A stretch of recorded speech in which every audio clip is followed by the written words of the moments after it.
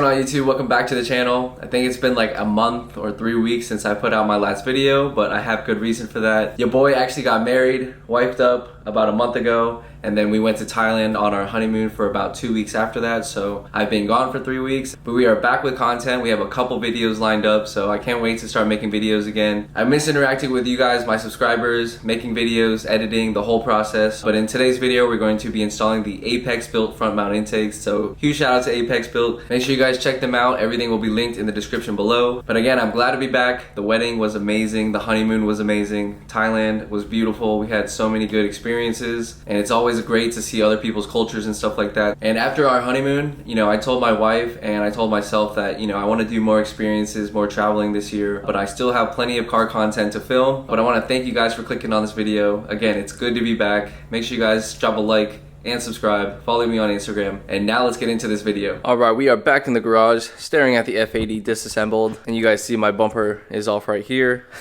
Last minute prep. Invasion is actually tomorrow, but you guys will see this in the future. But obviously the topic of today's video is going to be the ApexBuilt titanium front mount intakes that we're going to be installing today right before the show. The owner of ApexBuilt, Graham, is actually on the way over to my house right now to hand deliver them to me. So if you guys don't know who ApexBuilt is, I'll put it on the screen now for you guys to see.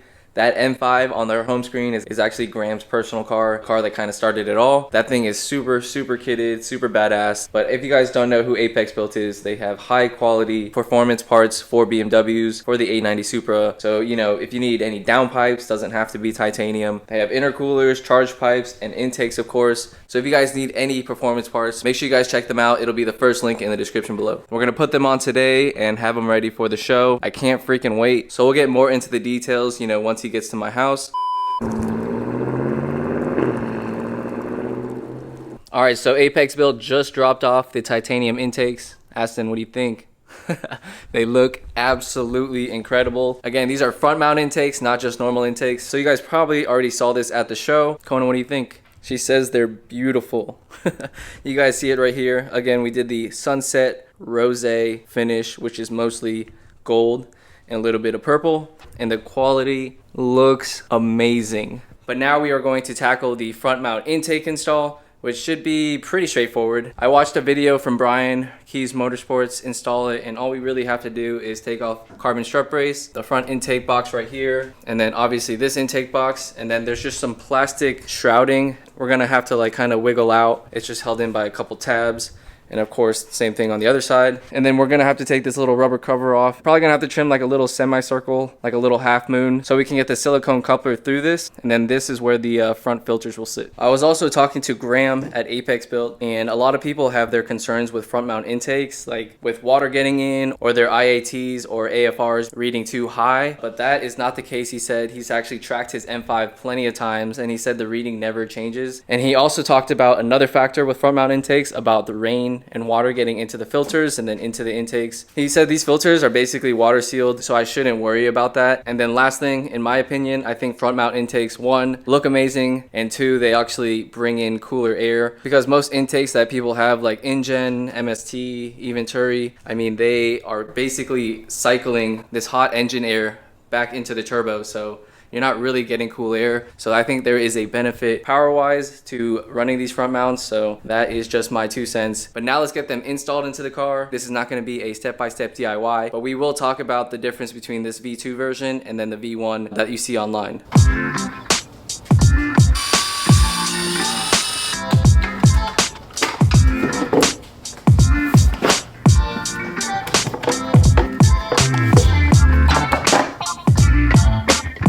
Make sure you guys use the provided hardware that ApexBuilt provides.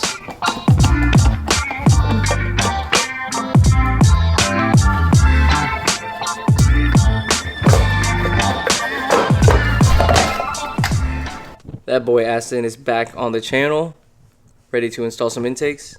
All right. We got both intakes in, and the last thing we need to do is install these filters right here. All right, both filters are now on, as you guys can see there. And these intakes look absolutely incredible. It goes perfect with the charge pipes, the engine cover, and the golden wrench caps, of course. That burnt sunset rosé finish just pops in the engine bay. But real quickly, before we button everything up, I just wanted to go over the difference between these V2 front mount intakes from ApexBuilt and their V1 versions that you see online on their website. I'll put it up on the screen right now. The original design, which I should have showed you guys a little earlier when I had everything laid out, was those two silicone pieces that we put right here in the channel that connect to the front filters. Those pieces used to actually be made out of titanium, and these V2 versions now have them in silicone. So what was happening was this titanium piece connected to another titanium piece, and it was getting scratched all under the frame rail right here when other customers were installing it. And then obviously a silicone design kind of negates all that because you can't really scratch that. And another factor was that the titanium was a little more difficult to get through this channel than the silicone because you can easily, you know, mold and bend it. So that essentially covers the V2 design of these front mount intakes, which I think as an end user, I think it's more user friendly. I know for sure if these were made out of titanium, I would have for sure scratched them all around the frame of the car right here because this channel is very narrow, and I know for sure I would have scratched the titanium. So from my honest opinion, I understand it from a design standpoint, and also you're not going to be able to see this underneath anyway. Everything's hidden. You guys probably already saw this at Beamer Invasion, and again, you can't see anything right here, and then it just goes to the front filters anyway. So yeah, I just wanted to quickly go over the difference between the V1 and the V2. But I can't wait to hear what these intakes sound like. So let's go ahead and button the car up in 3, 2, and 1. Just like that, the car is all buttoned up now. Can't wait to go for a test drive. It's actually super late right now, so I'm going to wait until the morning. So we'll catch up with you guys then.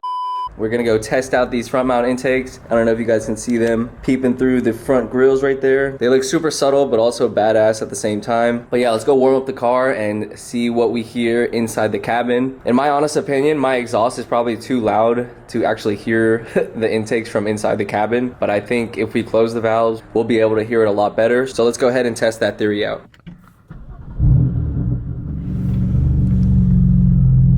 Again, with front mount intakes, you usually get a little rough idle on the initial startup, but so far, so good. I think when the weather's a little cooler, I'll obviously notice a little more, but let's go ahead and get the car up to operating temperature, and then we'll give her a little sauce. All right, car is warmed up now. We just pulled over into this parking lot right here. We're gonna get you guys some engine bay clips first. This first test we're gonna do with the valves closed, and then we'll do it with the valves open. Hopefully you guys will be able to hear some induction noise or swishing noise, so we'll find out soon.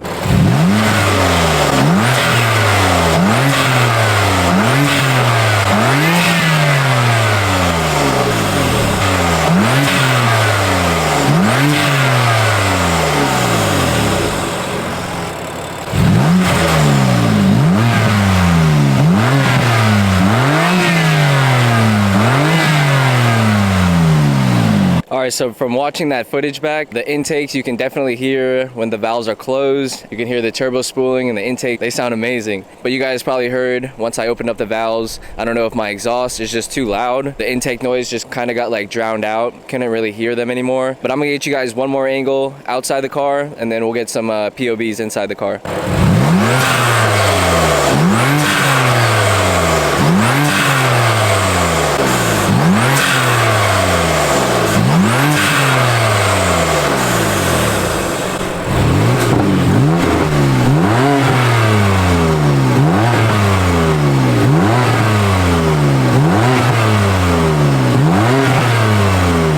Alright, just like the first time, you couldn't really hear it with the valves open in Sport Plus mode, but in Efficient, you can definitely hear them spooling, and again, they sound so good. Now let's get on to the driving portion and see what we can hear inside the cabin. Using Beamer Link, I'm going to go into Sport Plus mode, which is M2, and then I'm going to close the valves, and then we'll see if we can hear any spooling.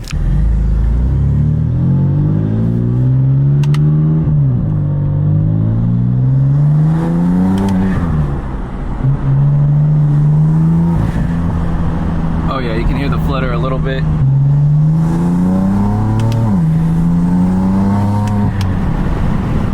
Hopefully you guys could hear that, but oh man, it sounds good when it's spooling. Again, this is Sport Plus M2 mode, and the valves are closed because I have Beamer Link closing them, because when they're open, you can't really hear anything, so we'll go ahead and try that out.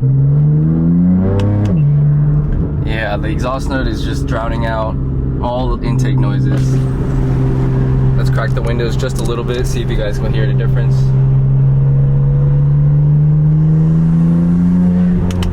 Oh yeah, you can hear it. Sounds good, but again, Mad Max, single mid-pipe, active auto work.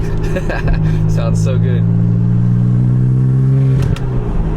Now let's put the car in M1 mode, obviously with the valves closed, and we'll see if we can hear any spooling compared to what we just had.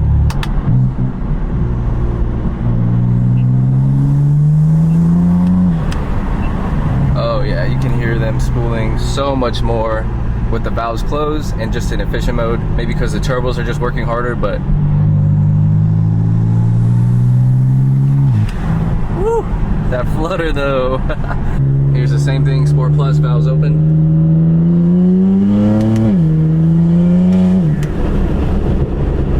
Okay, I hear it now.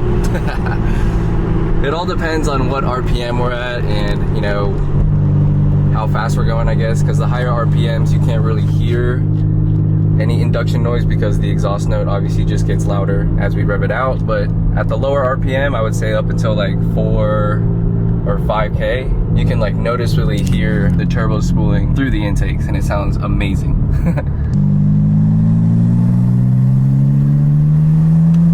I think the sweet spot is definitely Sport Plus with the valves closed, because you get the power from, you know, being in Sport Plus, the torque, and then you get the spool of the turbos and it sounds crazy. And what's also crazy is the Mad Max sounds amazing still with the valves closed. Shout out to Active Auto Work.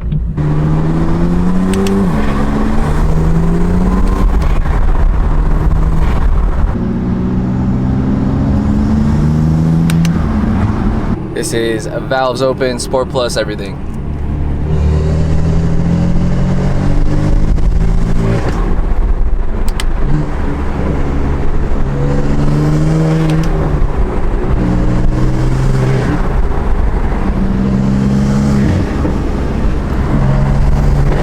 All right, I think the verdict is in. You can definitely hear it with the valves closed and with the valves open, but obviously you can hear it a little more with the valves closed because the Mad Max exhaust just takes over because it's just so loud. It sounds so good. But I'm super happy with these ApexBuilt front mount intakes. I think the car is breathing better, it feels better, and it definitely sounds better. All right, we are back in the garage right now. The front mount intakes from ApexBuilt sound amazing. It's definitely one of those things you guys have to hear in person. I don't think video does it justice at all. But again, huge shout out to them for sending them out. Can't wait to be working with them in the future. You guys can also use my code F80HO for 5% off. So make sure you guys check out their website. Everything will be linked in the description below. But if you guys made it this far, I appreciate you. Your boy is back on YouTube. The grind continues. I took a 1-month hiatus, but obviously for good reason. But we are back. We have a bunch of videos lined up. But again, I want to thank everybody and all my subscribers for sticking with me, even after I take a break from YouTube, which is probably, you know, the worst thing you can do. But of course, when life events happen, you guys got to do your thing. But I'm back. Make sure you guys drop a like, comment down below, subscribe, hit the bell, follow me on Instagram, and we'll see you on the next video. Take care. Peace.